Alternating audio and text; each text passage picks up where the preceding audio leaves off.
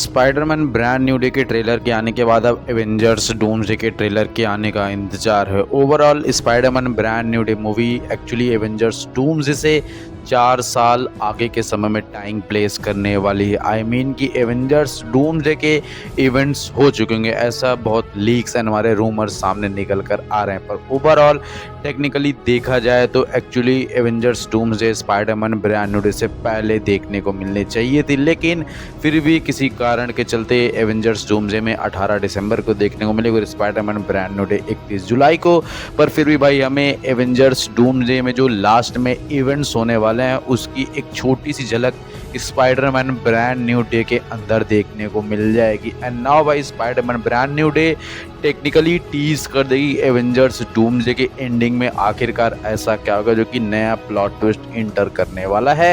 And भाई actually Spiderman brand new day के अंदर हमें वेनम देखने को मिलने वाला है। बहुत सॉलिड रूमर आ रहे हैं, बहुत सारे मल्टीपल सोर्सेस से। ओवरऑल एवेंजर्स डूम्सडे मूवी के अंदर बहुत सारे ऐसे कैरेक्टर हैं जिनकी डेथ होने वाली है, लेकिन बहुत सारे ऐसे कैरेक्टर हैं जो कि अलाइव बचने वाले हैं एवेंजर्स सीक्रेट वॉर्स के लिए। मतलब ये मूवी जो है मार्वल सिनेमैटिक यूनिवर्स को बदलने में कोई कसर नहीं छोड़ने वाली है। हो सकता है एवेंजर्स सीक्रेट वॉर्स के बाद हमें कोई भी मार्वल सिनेमैटिक यूनिवर्स का पुराना कैरेक्टर फिर से मार्वल सिनेमैटिक यूनिवर्स या एवेंजर्स की फिल्मों में ना देखने को मिले। इसलिए इस मूवी के अंदर काफ़ी सारे बड़े ओल्ड कैरेक्टर जो कि बहुत बड़ा प्लॉट ट्विस्ट लेकर आएंगे और बहुत ज़्यादा कुछ डिलीवर करके जाएंगे ताकि उनकी कमी हमें दोबारा महसूस ना हो। जस्ट लाइक आयरन मैन को आपने देखा कि आई थिंक इससे बेहतर एंडिंग उनकी हो नहीं सकती थी। वो दोबारा वापस तो आ रहे हैं, लेकिन वो एज अ डॉक्टर डूम आ रहे हैं, एज अ विलन वो इंट्रोड्यूस होने वाले हैं। पर ओवरऑल एवेंजर्स डूम्सडे के अंदर सबसे मेजर रोल होने वाला है वन एंड ओनली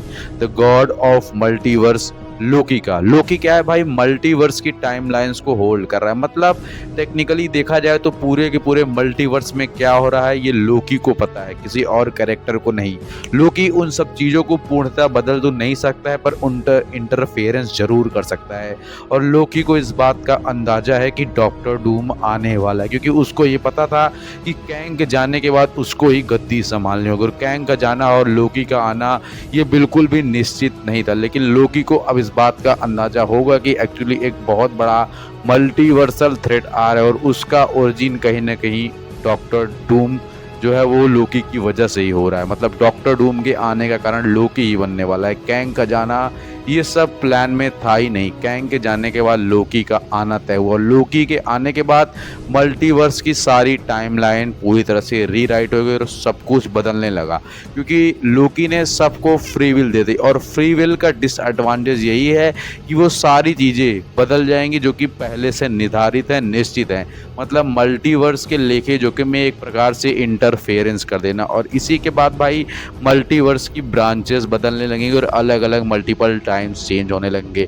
हमारा दूसरा कैरेक्टर प्रोफेसर एक्स जो कि मल्टीवर्स के टाइमलाइन में भी इंटरफेरेंस करते हुए देख सकते हैं, जिनकी सुपर पावर्स माइंड को कंट्रोल करना और एक्चुअली एनर्जी को चेंज करना और भाई एक्चुअली लोगों के दिमाग में घुस के उनके थॉट्स को चेंज करना है। टेक्निकली तो भाई माइंड कंट्रोल करना है हुआ, लेकिन ओवरऑल वो भी मल्टीवर्स के इंटरफेरेंस में मेजर चेंजेस करते हुए नजर आएंगे। और साथ में वन एंड ओनली हमारे डॉक्टर स्ट्रेंज का कैरेक्टर हमें टीज तो नहीं किया गया, लेकिन भाई एक्चुअली डॉक्टर स्ट्रेंज जो है मल्टीवर्स का सबसे बड़ा थ्रेट है। और ऐसा मैं नहीं कह रहा, अगर आपने मल्टीवर्स ऑफ मैडनेस मूवी देखी है तो आपको ये बात अच्छे से पता होगी कि भाई एक्चुअली मल्टीवर्स का सबसे बड़ा थ्रेट कोई और कैरेक्टर नहीं, खुद डॉक्टर स्ट्रेंज है।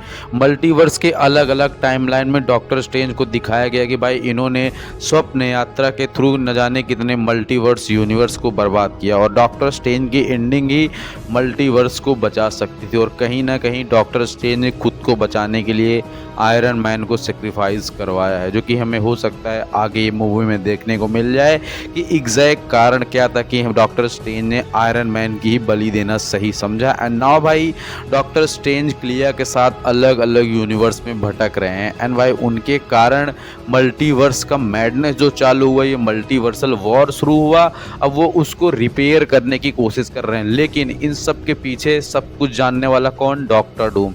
और डॉक्टर डूम और भाई हमारे डॉक्टर स्ट्रेंज की मुलाकात मल्टीवर्स में 110% होने वाली है इस एवेंजर्स डूम्सडे के इवेंट्स के पहले, क्योंकि डॉक्टर स्ट्रेंज की वजह से ये सारा रायता फैला हुआ है और डॉक्टर स्ट्रेंज और डॉक्टर डूम कहीं ना कहीं एक बात पे एग्री होने वाले हैं कि हाँ भाई ये जो गलतियां हुई हैं ये मेरी वजह से हुई हैं, और डॉक्टर डूम उनको सुझाव देगा कि मल्टीवर्स की टाइमलाइंस को कैसे रिपेयर करना है, जो कि भाई एक्चुअली डॉक्टर डूम का प्लान सीधा यहाँ पे अटकेगा कि उसको बताना है बैटलवर्स, उसको बनाना है बैटलवर्स, और ये कन्विंस करने में कामयाब हो जाएगा डॉक्टर स्ट्रेंज को कि भाई एक्चुअली मल्टीवर्स को बचाने का सिर्फ एक रास्ता है, क्योंकि डॉक्टर स्ट्रेंज को पता है कि मल्टीवर्स का थ्रेट कितना बड़ा है, और वो है बैटल वर्ल्ड का क्रिएशन, जहां पर मल्टीपल अलग अलग अर्थ्स एक में ही कंबाइन होने वाली, मतलब किसी दूसरे यूनिवर्स का न्यूयॉर्क, किसी दूसरे यूनिवर्स का क्वीन, किसी दूसरे यूनिवर्स का बर्लिन, या फिर अलग अलग धरती के अलग अलग टुकड़े जो कि मल्टीवर्स के साथ एक ही अर्थ में आके जुड़ते हैं, जिसकी वजह से बहुत सारे मल्टीपल पीसेस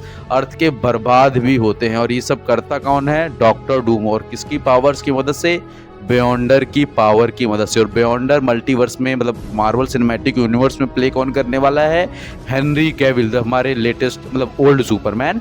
एंड नाउ भाई Henry Cavill as a Beyonder play करने के बाद डॉक्टर स्ट्रेंज उनकी पावर की मदद से मल्टीवर्स को रिपेयर करने में हेल्प करेगा डॉक्टर डूम की, और भाई इन दोनों की वजह से ही मल्टीवर्स कोलैप्स करेगा। एंड भाई डॉक्टर स्ट्रेंज और डॉक्टर डूम अलग अलग यूनिवर्स में ट्रैवल करके उन पीसेस को इकट्ठा करने की कोशिश करेंगे, उन कैरेक्टर्स को, उन सुपर हीरोज़ को एक साथ लाएंगे जो कि बैटल वर्ल्ड बनाने में हेल्प करेगी। जैसे ही बैटल वर्ल्ड का क्रिएशन होगा, डॉक्टर डूम अपना फेस रिवील करेगा और अपना असली चेहरा सबके सामने लाएगा, और सबको इस बात का एहसास होगा कि एक्चुअली वो मल्टीवर्स का क्रिएशन करके डॉक्टर डूम की हेल्प नहीं कर रहे थे, वो डॉक्टर डूम के मिशन में उसको कामयाब कर रहे थे। एंड इसके बाद भाई थ्रेट का आना यहीं से स्टार्ट हुआ कि डॉक्टर डूम ने सबको मैनिपुलेट किया हुआ है, जो कि उसने कॉमिक्स में कई बार किया हुआ है, और वो एक्चुअली ये सब इसीलिए कर रहा था कि सब उसको सुप्रीम माने, सब उसको गॉड एम्परर डूम माने, ना कि डॉक्टर डूम।